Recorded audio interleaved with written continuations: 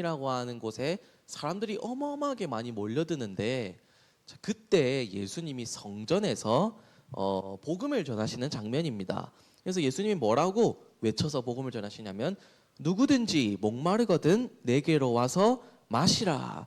나를 믿는 자는 성경의 이름같이 그 배에서 생수의 강이 흘러나오리라 라고 외쳐서 복음을 말씀하십니다.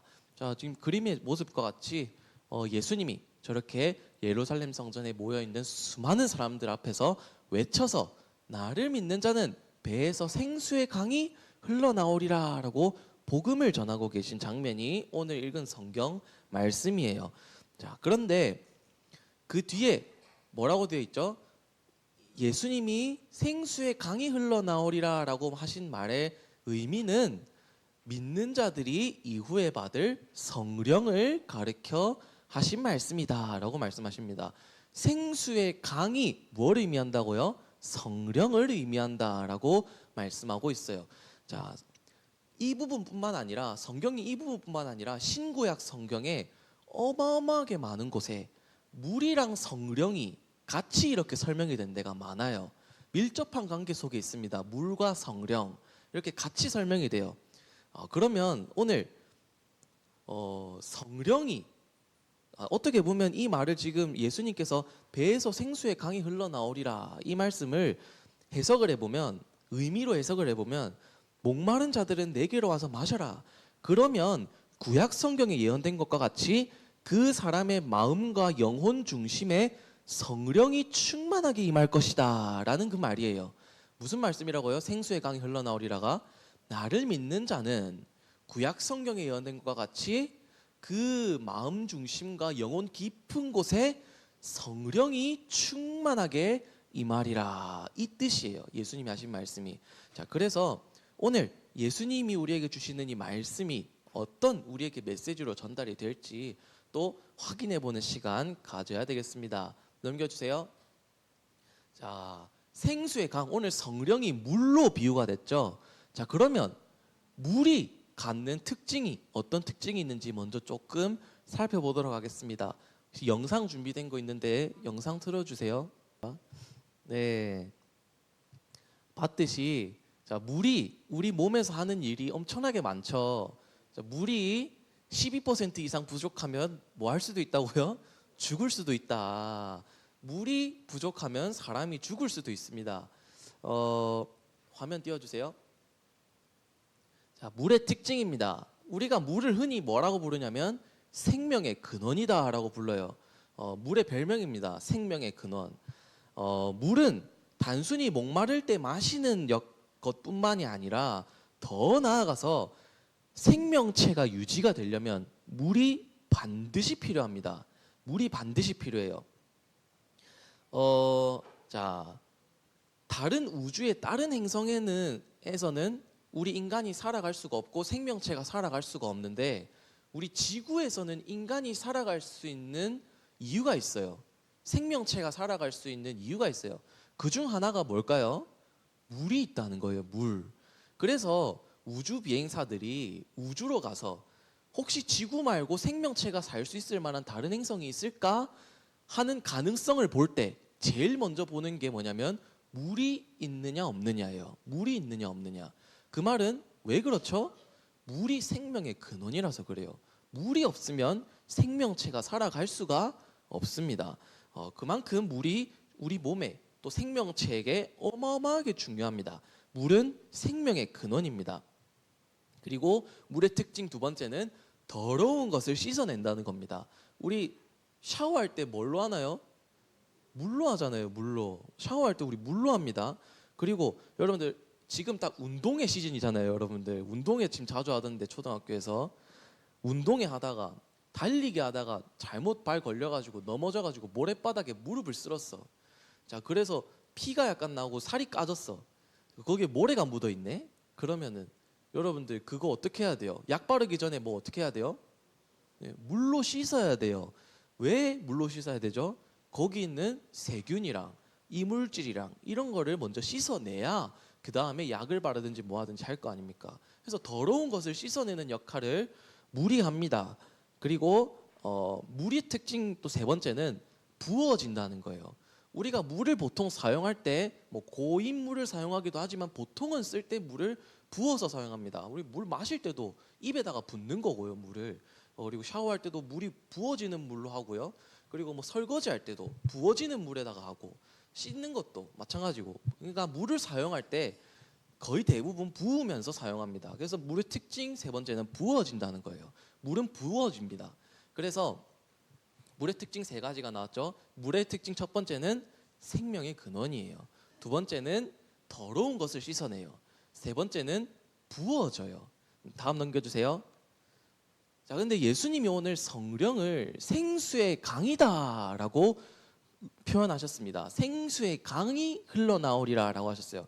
그러면 그 생수의 강이 무슨 뜻일까요? 자, 지금 그림을 보세요.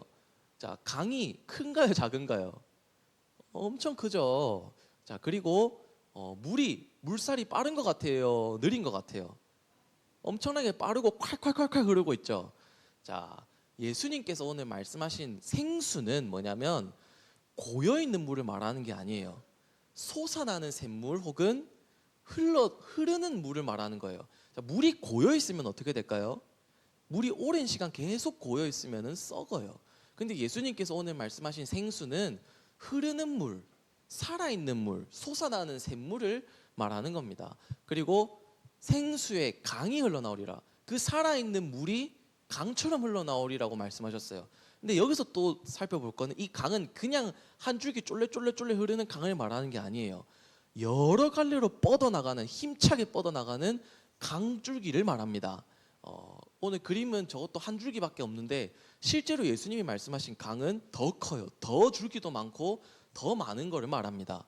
어마어마하게 많은 강줄기를 말합니다. 그래서 완전 풍성하게 흘러넘쳐서 여러 줄기로 뻗어나가는 강 같을 것이다. 생수가. 그 물을 누구에게서 와서 마시라? 나에게서 와서 마시라라고 예수님께서 말씀하십니다. 자, 그런데 이게 진짜 예수님이 물 주겠다고 하시는 말씀인가요? 예수님이 정수기 고치러 다니는 기사님이신가요? 아니죠. 이 말에는, 예수님의 이 말씀에는 영적으로 어마어마한 의미가 담겨 있습니다. 넘겨주세요. 자, 예수님이 오늘 하신 말씀은 성령 충만입니다. 성령 충만. 나를 믿는 자는 배에서 생수의 강이 흘러나오리라 하신 것은 성령 충만을 의미합니다. 예수님을 믿는 우리는 성령 충만을 받을 수 있어요. 하나님이 우리에게 성령 충만 주시겠다고 약속하셨습니다. 자, 아까 전에 물의 특징을 한번 살펴봤죠. 자, 그러면 물이랑 성령을 한번 비교해서 살펴보도록 하겠습니다. 자, 물은 첫 번째 특징 뭐라고 했죠? 생명의 근원이라고 했습니다. 자, 마찬가지로 하나님은 우리에게 생명의 근원이 되십니다. 하나님이 우리를 만들지 않았다면 우리가 이 땅에 존재했을까요? 아니요. 하나님이 우리를 만들지 않았다면 우리는 이 땅에 존재할 수 없습니다. 자, 하나님이 우리에게 은혜 주시지 아니한다면 우리가 지금 이 땅에 건강하게 살아 있을 수 있을까요? 없을까요? 없어요. 우리가 살아 있는 것조차도 하나님의 은혜예요. 자, 하나님을 떠나서 인간이 진정한 행복을 누릴 수 있나요, 없나요? 성경에 따르면 하나님을 떠나서는 인간은 행복을 누릴 수가 없다라고 말씀하고 있습니다. 자, 하나님을 떠난 그 상태를 보고 성경은 영이 죽었다라고 말씀하죠. 이걸 보고 죄 가운데 빠진 상태라고 합니다. 죄인이다라고 말해요. 그 상태는 마귀 자녀인 상태입니다. 지옥이 배경인 상태입니다. 그 인간에게는, 하나님 떠난 인간에게는 영원한 죽음이 기다리고 있습니다. 그게 바로 지옥입니다. 이 땅에서 지옥과 같이 살다가 죽어서 어디로 가느냐? 지옥에 가는 겁니다. 자, 그런데 예수님을 믿는 자들에게는 생수의 강이 흘러나오리라고 말씀하십니다. 우리는 예수님을 그리스도로 믿고 구원을 받아 하나님의 자녀가 된 사람입니다. 그렇다면 우리는 이제 성령 충만을 받을 수가 있어요. 자, 예수님이 배에서 생수의 강이 흘러나오리라고 하신 그 말씀 전에 뭐라고 되어 있냐면 성경의 이름과 같이라고 되어 있어요. 성경 수많은 곳에 이 성령 충만이 말씀되어 있습니다. 몇 군데만 찾아볼게요. 이사야서 58장 11절 말씀에 보면 이렇게 되어 있습니다. 여호와가 너를 항상 인도하여 메마른 곳에서도 내 영혼을 만족하게 하며 내 뼈를 견고하게 하리니 너는 물된 동산 같겠고 물이 끊어지지 아니하는 샘 같을 것이다 라고 말씀합니다. 우리의 영혼이 메마른 곳에서도 만족하고 하나님이 우리를 항상 인도하시는 그 상태를 물된 동산 같다라고 성경은 말하고 있어요. 물된 동산. 자, 여기 그림이 보면은 물된 동산 그림이에요. 이미지예요. 자, 물이 흐르고 그 땅에 열매가 어마어마하게 많이 맺혀 있죠. 물된 동산입니다. 옛날 사람들은, 아니 지금도 그렇죠, 농사를 지어서 음식을 구해서 먹었습니다. 그런데 물이 없으면 농사가 잘 지어질까요? 안 지어질까요? 안 지어져요. 땅이 건조하고 쩍쩍 갈라지면 농사를 지을 수 있는 땅이 못 됩니다. 안 자라나요. 척박해요, 그 땅은. 그래서 뭘 심어도 다 죽어요. 생명이라고는 찾아볼 수 없는 땅이 돼버립니다. 자, 그런데 저렇게 물줄기가 흐르고 땅에 물이 풍성하게 스며든 그 땅에는 씨앗 하나가 심겨지고 비가 내리면 어떻게 될까요? 그 씨가 자라나서 열매를 맺게 되는 겁니다. 이게 바로 물된 동산이에요. 우리를 이렇게 물된 동산 같다, 성령 충만을 물된 동산이라고 말씀하고 있습니다.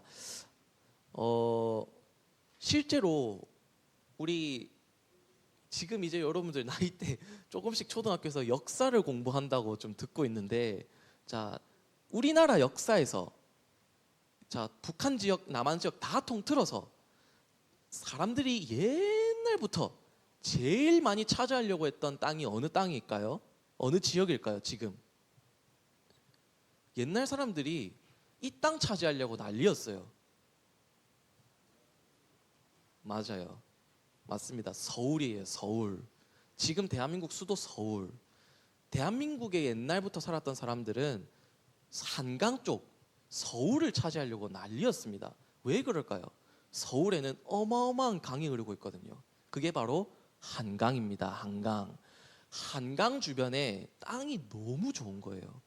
그래서 우리나라뿐만 아니라 전 세계적으로 큰 도시가 발전한 곳은 항상 큰 강 주변이었어요. 큰 강 주변. 말로 하면 물된 동산과 같은 지역. 그 지역이 항상 큰 도시로 인간의 문명이 아주 가장 많이 발달한 지역으로 이렇게 자리 잡았습니다. 대한민국에서는 그 가장 좋은 땅이 서울 한강 지역이었습니다. 그래서 그만큼 중요하다. 자, 우리의 상태가 이와 같은 겁니다.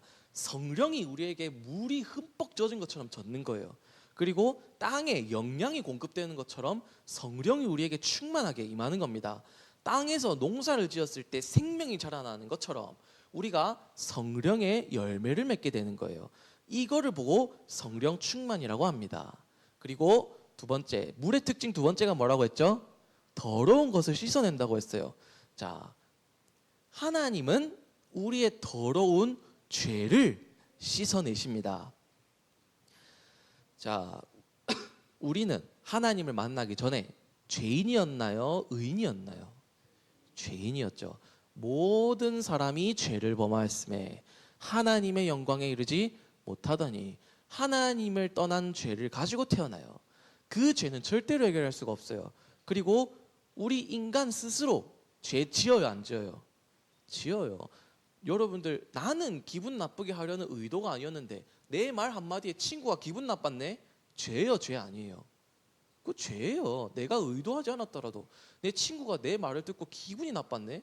그러면 그거 죄 지은 거예요. 여러분들, 생각으로 친구 욕했다, 죄일까요, 아닐까요? 죄예요. 다 죄예요. 자, 하나님을 떠난 죄 그 위에 우리가 스스로 짓는 죄가 쌓이는 겁니다. 그렇게 모든 사람이 죄인이 됐어요. 자, 하나님의 영광에 이르지 못하는 상태가 되어버렸습니다. 하나님은 그 죄를 어마어마하게 더럽다라고 말씀하십니다. 그 죄가 있으면 하나님께로 나아갈 수가 없어요. 자, 그런데 누가 우리의 죄를 해결해 주셨나요? 예수 그리스도께서 우리의 죄를 대신해서 해결해 주신 겁니다.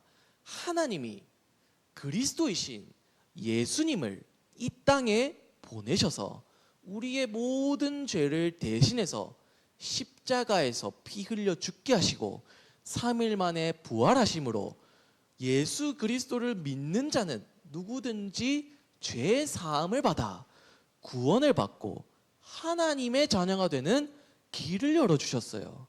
이게 하나님의 은혜입니다.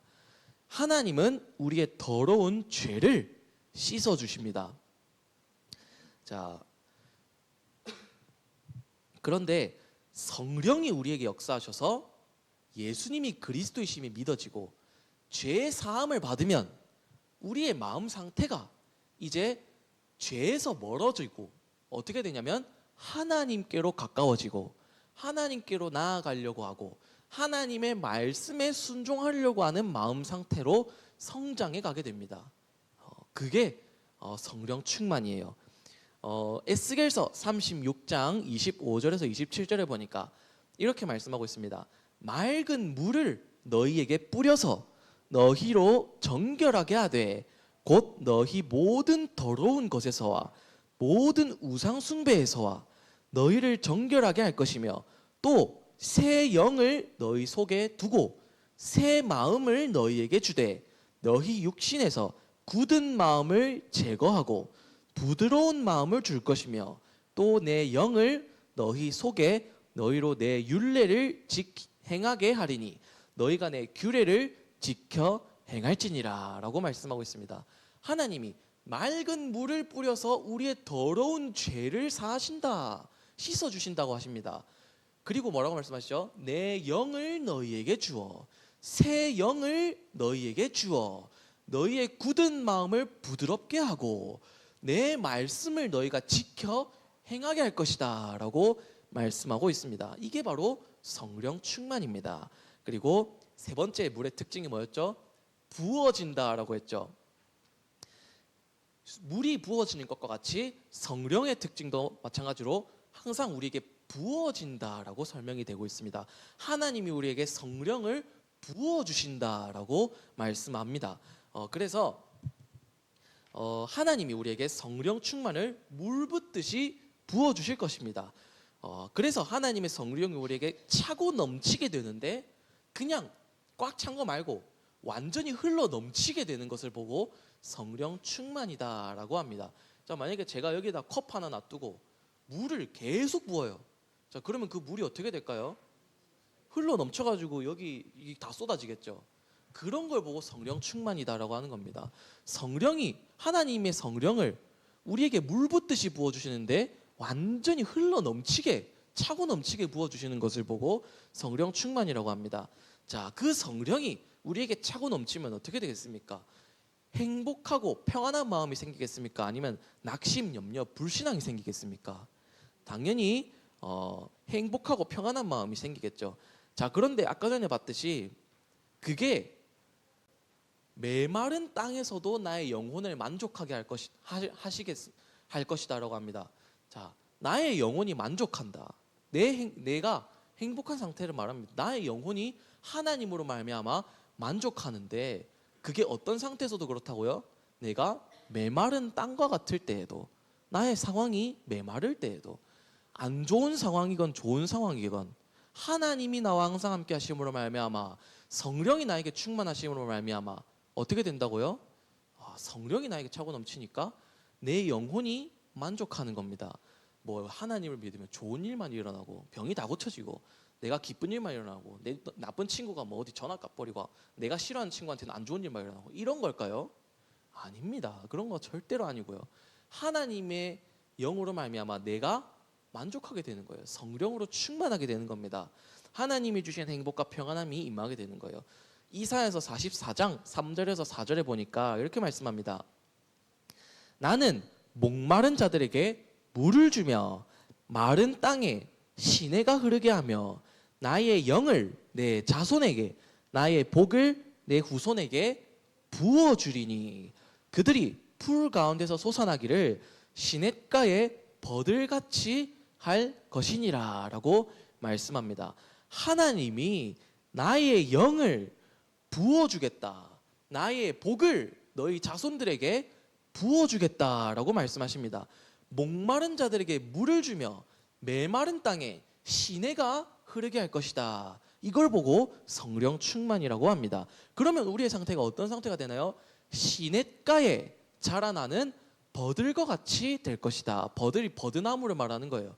버드나무의 특징을 제가 찾아봤는데 맞는가 모르겠는데 저 과학 선생이 아니라 여튼 버드나무를 말하는데 버드나무의 특징이 시냇가에서 자란대요.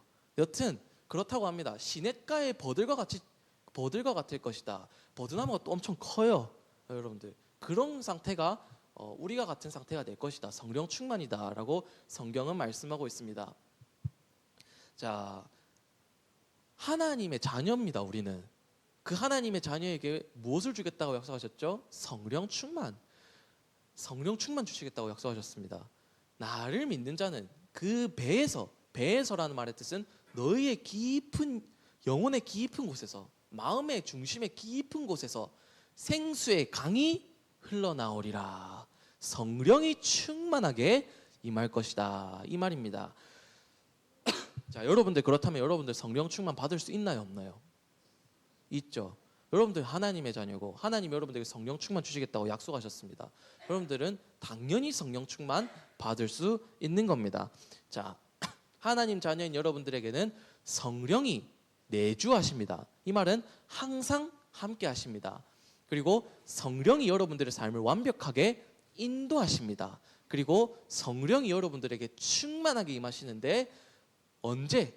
대표적으로 여러분들이 기도할 때 성령이 충만하게 임한다라고 말씀하고 있습니다. 그래서 여러분들, 나는 하나님의 자녀다. 성령이 나에게 항상 함께 하신다. 그리고 성령이 내 삶을 인도하신다.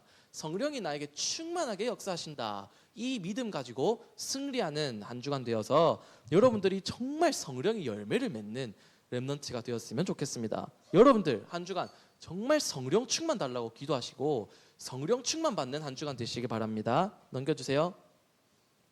자, 다툼과 갱신 두 번째 제목입니다. 갈라디아서 말씀을 볼 텐데, 자, 바울이 갈라디아에 있는 교회들에게 편지를 씁니다. 자, 그런데 다툼과 갱신이에요, 제목이. 약간의 다툼이 있어요. 갈등이 있어요. 근데 그 이유가 뭐냐면 지금 저기 사람들에게, 저기 두 권 쓴 사람이 뭐라고 말하고 있죠? 예수를 믿어도 율법을 지켜야 구원을 받아. 이런 사람들이 교회 안에 있는 거예요. 우리는 뭐라고 가르치죠? 행위가 아니다. 예수님을 그리스도로 믿으면 구원받는다라고 말하죠. 그런데 당시에 교회에 어떤 사람들이 있었냐면 예수님을 믿어도 우리가 행위가 율법을 지켜야 구원을 받아라고 말하는 사람들이 있었던 거예요. 그 말에 사람들이 혼란스러워했던 겁니다. 그 배경으로 바울이 편지를 쓴 거예요. 넘겨주세요. 자, 갈라디아서 1장 6절에서 10절 말씀입니다. 바울이 이렇게 말합니다. 너희가 다른 복음을 따르는 것을 이상하게 여기노라. 다른 복음은 없나니? 라고 말합니다. 여기서 말하는 바울의 다른 복음이 뭐죠? 율법을 지켜야 구원받는다라고 하는 게 바로 다른 복음입니다.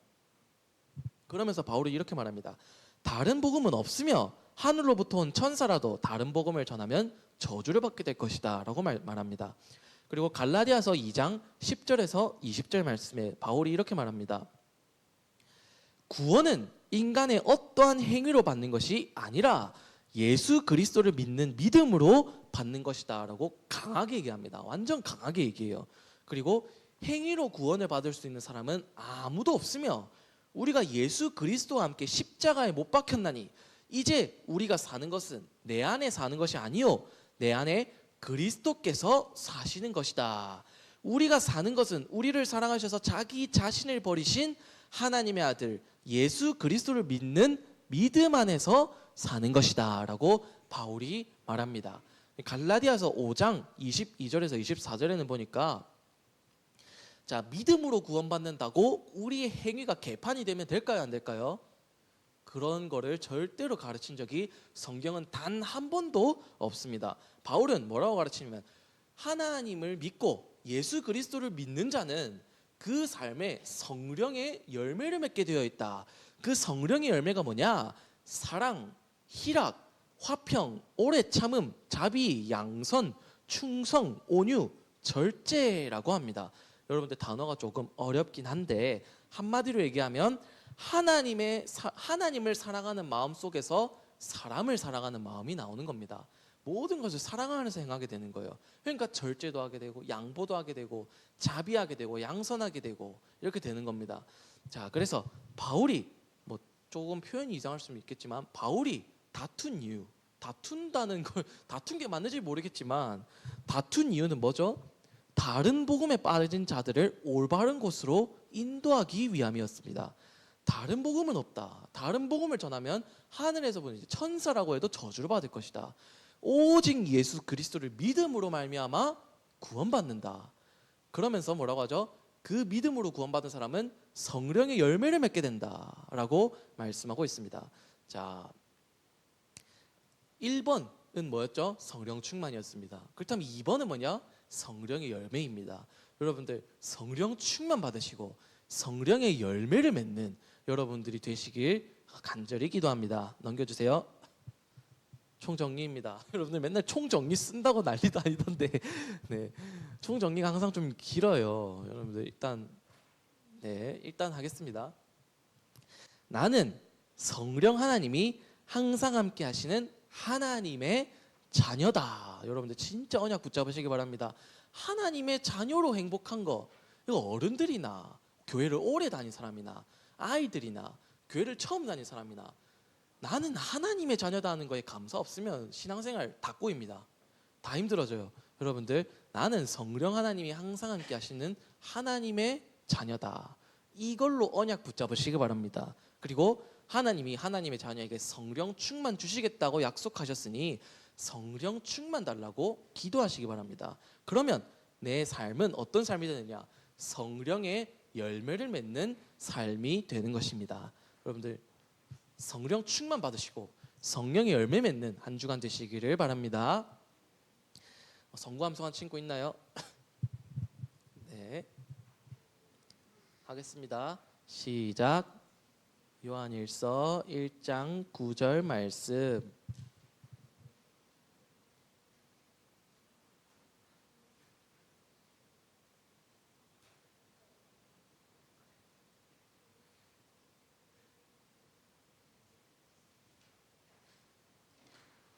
요한일서 1장 9절 말씀. 아멘. 제 귀에는 안 들렸거든요. 옆에 앉은 선생님들 잘 들으셨나요?